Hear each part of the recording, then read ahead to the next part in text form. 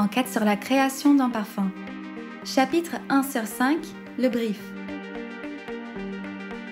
Première partie de notre enquête sur la création d'un parfum. Le développement d'une nouvelle fragrance est une véritable aventure. Un travail de création de longue haleine qui demande à la fois sensibilité et rigueur, finesse et ténacité. En suivant les principales étapes, notre enquête nous donnera l'opportunité de rencontrer les nombreux protagonistes de cette odyssée. Intéressons-nous aujourd'hui au brief. Lorsqu'une marque décide de lancer un nouveau parfum, le brief ou ordre de mission est le document par lequel tout commence. Les grands jus de l'histoire ont tous été créés à partir d'un brief. Plus qu'un cahier des charges, le brief est élaboré avec le plus grand soin par la marque car c'est son histoire et celle du parfum à naître qu'elle y raconte, c'est son univers qu'elle y définit. Rares sont les marques qui ont un parfumeur attitré, comme François Demachy, qui exerce ses talents chez Christian Dior. En fait alors appel à des maisons de création et à leurs parfumeurs, comme nous l'explique le maître parfumeur Olivier Cresp. Donc il y a une compétition interne au départ entre parfumeurs, puisqu'on ne peut pas non plus soumettre 36 notes, donc on est obligé de se limiter, de travailler une note, 2 notes maximum. On a à peu près 5 ou 6 parfums qui sont montrés à nos clients.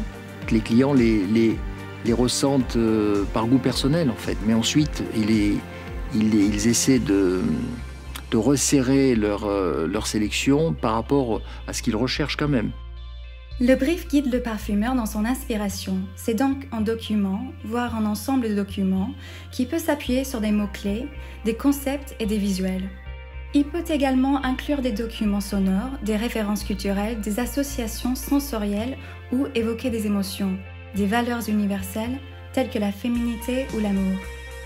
J'essaie d'emmagasiner comme dans une espèce de réceptacle des idées que j'ai pu puiser dans la nature ou dans une forêt ou en mer. Ça peut être n'importe où.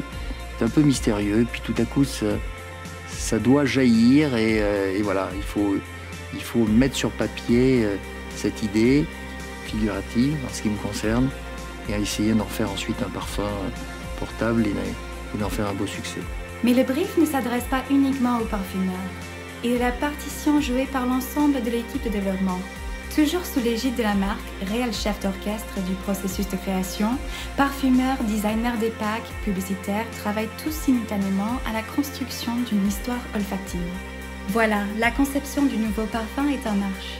La route est encore longue jusqu'à la mise en flacon et nous aborderons dans le prochain numéro la relation privilégiée entre parfumeurs et évaluateurs.